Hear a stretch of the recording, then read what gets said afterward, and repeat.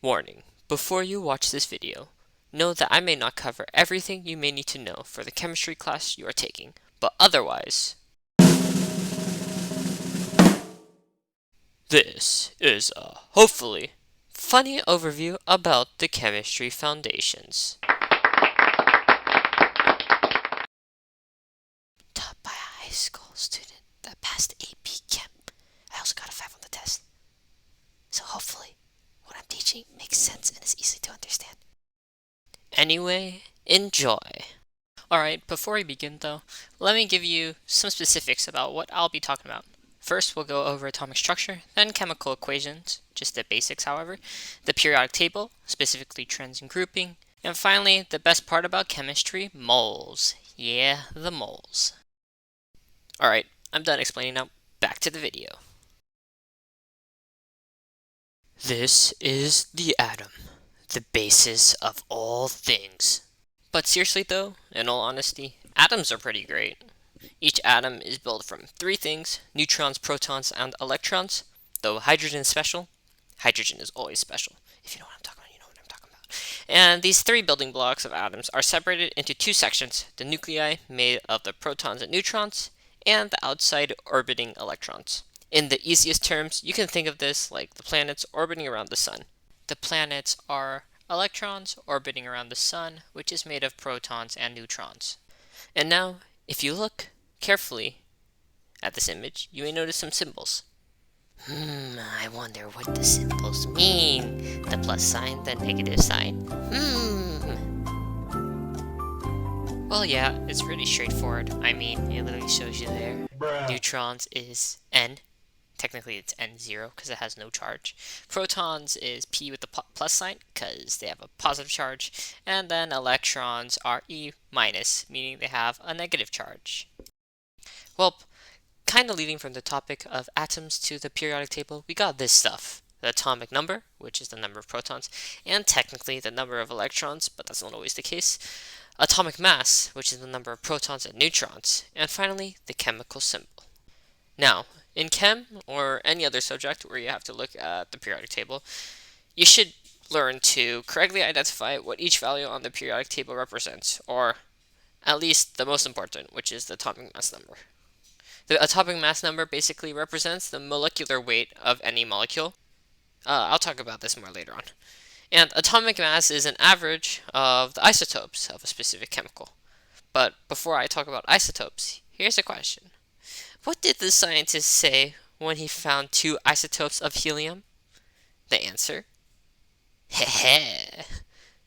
But in all seriousness, isotopes are basically the same chemical, as shown by the chemical symbol, but just vary in weight due to different numbers or amounts of neutrons. And based on how common these isotopes are in our world, we average the weights of each isotope and get the atomic mass value below. Now time for one of the most used things in science, the periodic table. I'm going to actually get into it now. In the periodic table, we can see a bunch of chemical symbols layering in rows and columns. And these groupings have special names, because like everything in science, we gotta complicate stuff by giving everything a special name. Let's go! Yeah, I hated memorizing this in class too.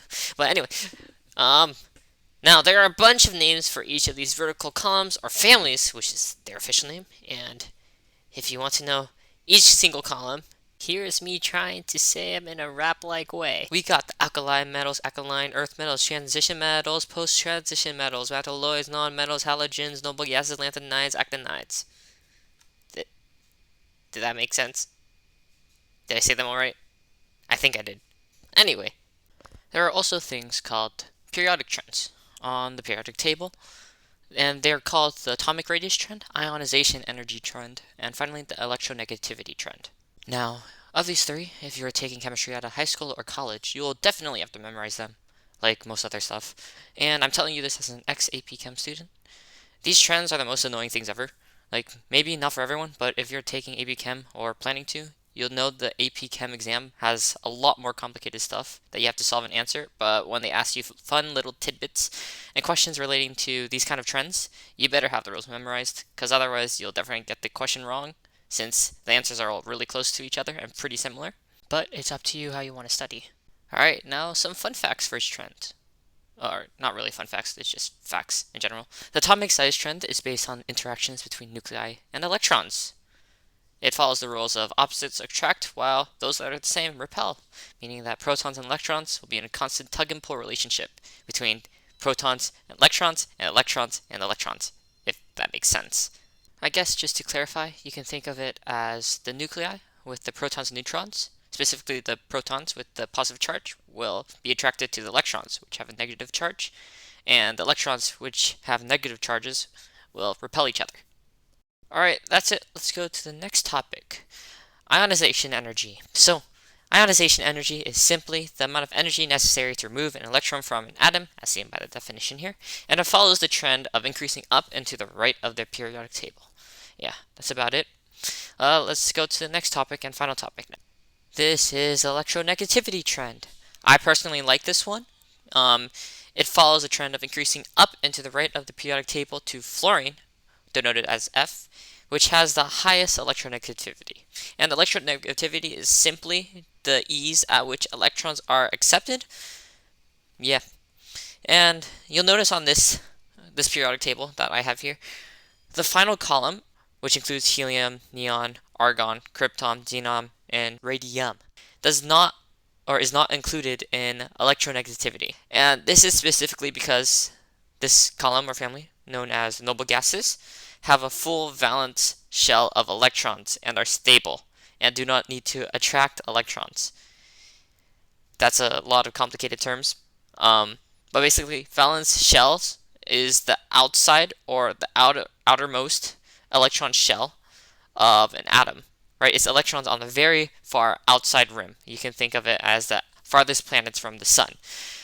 And when all the electrons are full, which is a maximum of 8, the outside shell always has a maximum of 8 electrons.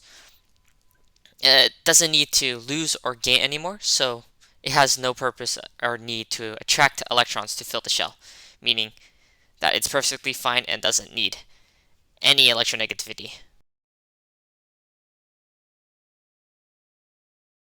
Alright, so what I've said so far is really broad, and not everything was pretty specific. There's a lot more into these 3 specific topics, but this is just a broad trend that I covered.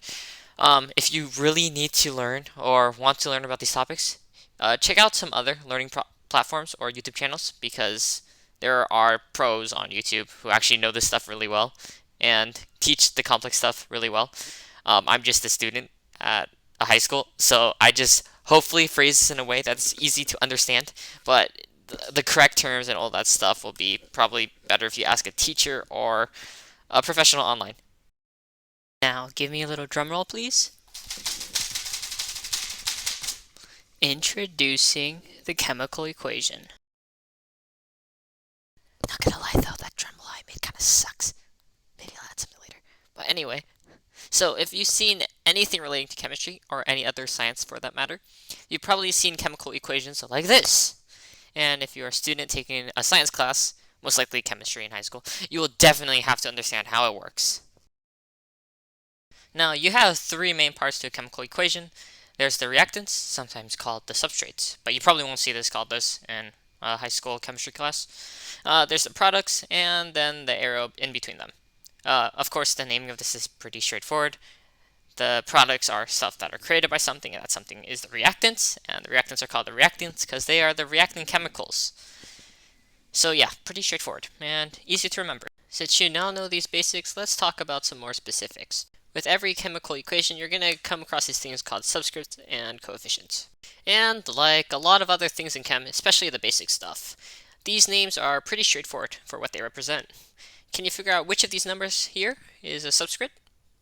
Hint, going to just basic grammar, sub equals under. Well, I bet you guessed right. Subscripts are just a small little number underneath each chemical. Yeah, that one right there. This leaves coefficients, and you may wonder why the number is not after the chemical. And for that answer, I'm not completely sure, and I don't really know, but it was probably to make sure that the subscript and coefficient numbers weren't confused, because it'd be weird if 2H2 was supposed to be made, but instead you had H22, because you can kind of confuse the way the number is, especially if your handwriting is messy, or if the writing is messy in general. And these coefficients basically just means you have some specific number of that specific chemical. So let's say you had 3 H2O, H2O being water, and you have 3 molecules of it. The 3 would basically mean you have 1, 2, and 3 separate H2O molecules, which means you have a total of 6 hydrogens and 3 oxygens. I'll talk more about this later. Oh yeah, there is also this thing called states of matter in chemical equations, and it's pretty important as well. I hope you know what states of matter is, but these little letters inside the parentheses below each chemical represents either a gas, which is represented by G, L for liquids, or S for solids.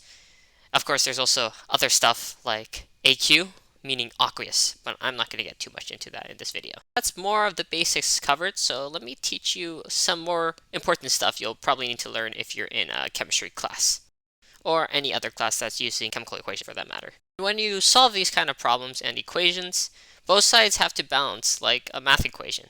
And in all honesty, I find that a lot of chemistry is really just math. So if you have a hard time accepting chemistry for the way it is, just think of it as basic algebra, where you add to left side of the equation. That means you also have to add to the right side of the equation. Everything has to balance and equal. Additionally, you can just think of the chemicals themselves, like this H2O and stuff like that, as just being variables, and the variables on both sides must be equal in total with the coefficients and subscripts. When you try to solve these equations, you have to be very careful about the subscripts because they are really important. And you also have to keep an eye on the coefficients because they're also really important. You can solve these problems in really just 2 basic steps and ideas. You have 1, write down the elements in the formula, not including any of the subscripts, like don't include that stuff, and any coefficients that are already given for both sides.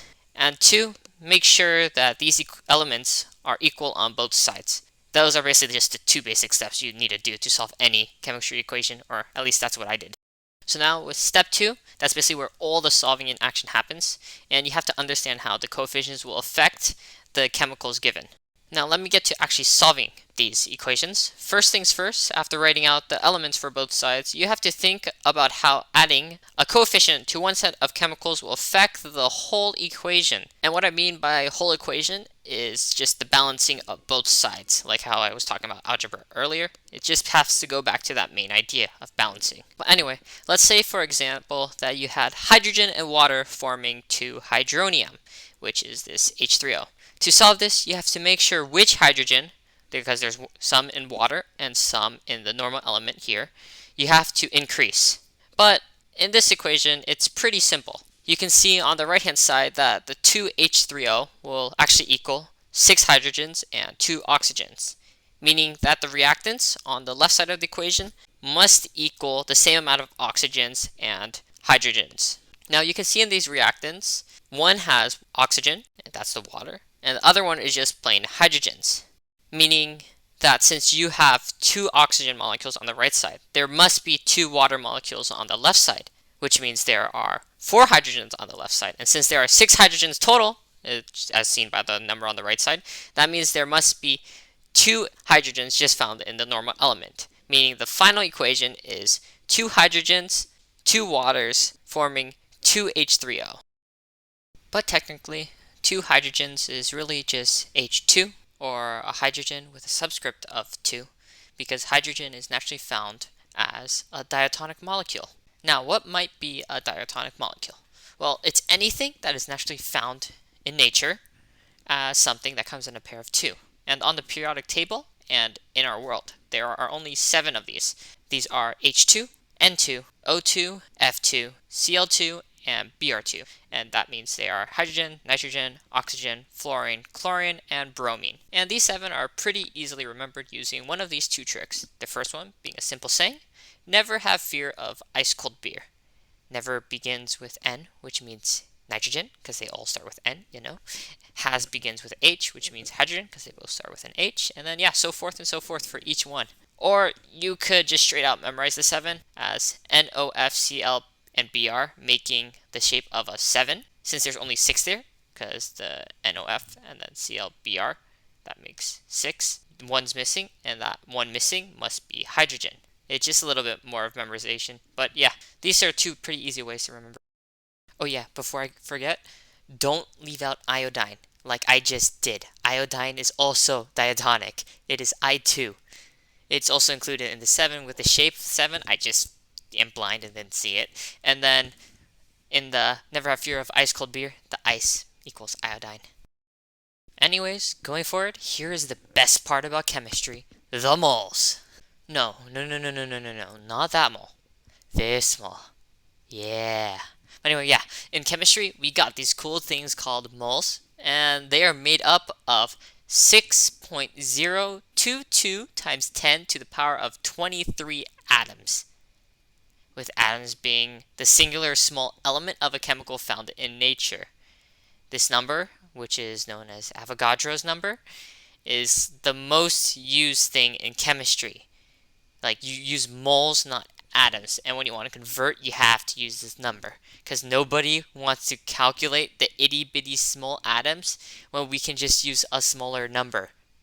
Because the small itty bitty atoms make huge numbers. Because when we want to get just a normal amount of stuff, or a small amount of stuff that we can actually use, it's a lot of atoms. Anyway, on the periodic table, you'll see that the mass number, which is below the chemical symbol, that number, like in H2O, or sorry, in hydrogen, is 1.01 on a normal periodic table that's rounded to 2 decimal places. It represents the actual amount of moles. It's the grams per mole. So if you had a mole of hydrogens, it equals approximately 1.01 grams. Yeah, if you want to calculate stuff like the grams per mole of water itself, water will equal 18.02 grams per mole, since each hydrogen atom equals 1 gram, or approximately 1 gram. It's actually 1.01, and then in reality it just goes more. It's like 1.0098 or something like that, and it keeps going. And 1 oxygen would equal 16 grams, where in reality it's like 15.998 and blah blah blah. But we don't use that really long numbers. We like simple. But yeah, anyway, in chem class you'll probably have to know how to convert from one unit to another, but that's all math and I don't want to talk about it, so I give you this table right here. You just learn this chart, the gram to mole to atom conversion chart. But also technically there's grams to moles to molecules as well, with the atoms and molecules being interchangeable, and then you just have to do a couple more steps to it. But that's not what I'm going to be talking about, because that's a lot more work and I don't want to do it. You're welcome. Well, that's it from me. I hope you guys enjoyed this video and hopefully learned something and understood these topics if you were unable to do it in a chemistry class if you are taking it. And remember, have fun and keep calm while enjoying chem.